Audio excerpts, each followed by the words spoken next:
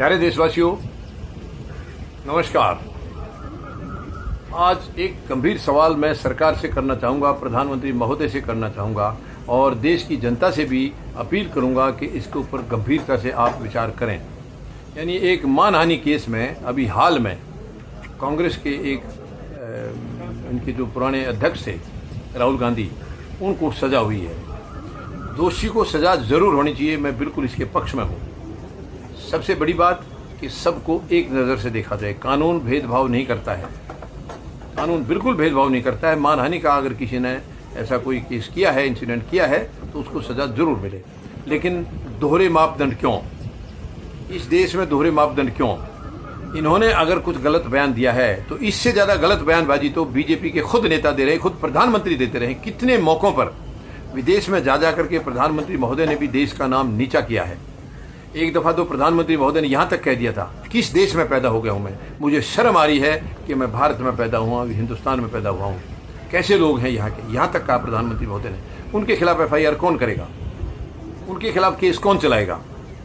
तो ये दोहरे मापदंड क्यों हैं? अगर दोष प्रधानमंत्री महोदय कर रहे हैं या कोई आम इंसान कर रहा है, दोष तो दोष है। यहाँ पर ये दोहरे मापदंड जो है ये देश के लिए घातक हैं।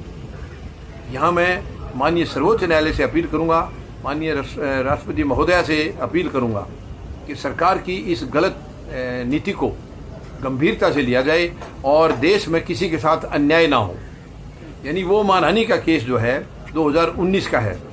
2019 के लोकसभा चुनाव के प्रचार के टाइम कोलार में राहुल गांधी ने बयान दिया था, और जहाँ तक उनके बयान को हमने कई बार सुना है, उसमें कम्युनिटी के खिलाफ कोई बयान ऐसा नहीं है। मैं राहुल गांधी का पक्ष नहीं ले रहा हूँ, लेकिन सच्चाई तो सच्चाई है, कम्युनिटी के खिलाफ नहीं है। और जिस इंसान ने इसको मतलब कोर्ट में इनके खिलाफ केस किया है, ये कह के कि ये इन्होंने हमारी कम्युनिटी को बदनाम किया है, मैं तो उस आदमी से ये कहना चाहूँगा, आपकी कम्युनिटी को बदनाम तो उन लोगों ने किया है जो देश का पैसा लेकर भाग गए हैं। उनके खिलाफ क्यों नहीं करते केस आप?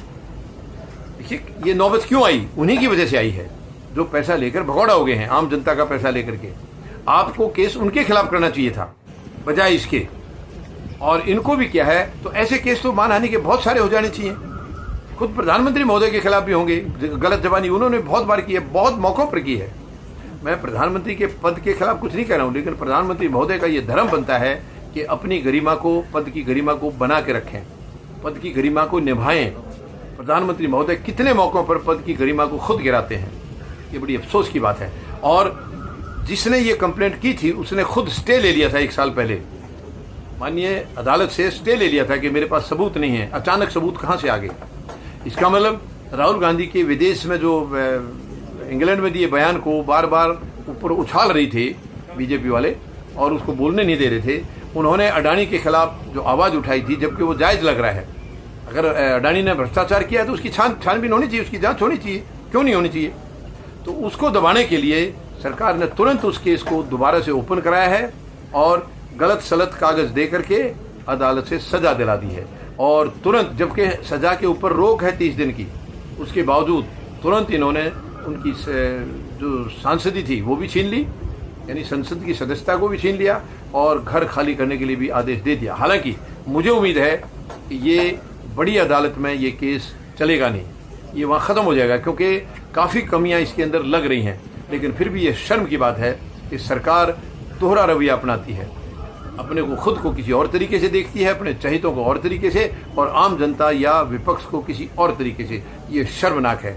और भारत के लोकतंत्र में, भारत के संविधान में या भारत के कानून में ऐसी कोई जगह नहीं है। तो इसे गंभीरता से लेना होगा। आम जनता को भी, हमें भी सड़कों पर आना होगा ताकि सरकार को आईना दिखाया जा सके। माननीय सर्वोच्च न्यायालय को भी इसको सख्ती से लेना चाहिए। माननीय महामहिम राष्ट्रपति महोदया से भी हम अपील करते हैं कि ऐसे केसों को वो खुद संज्ञान लें, स्वयं संज्ञान लें और सरकार को आईना दिखाएं। सरकार के खिलाफ कड़ी से कड़ी कार्रवाई की जाए। धन्यवाद।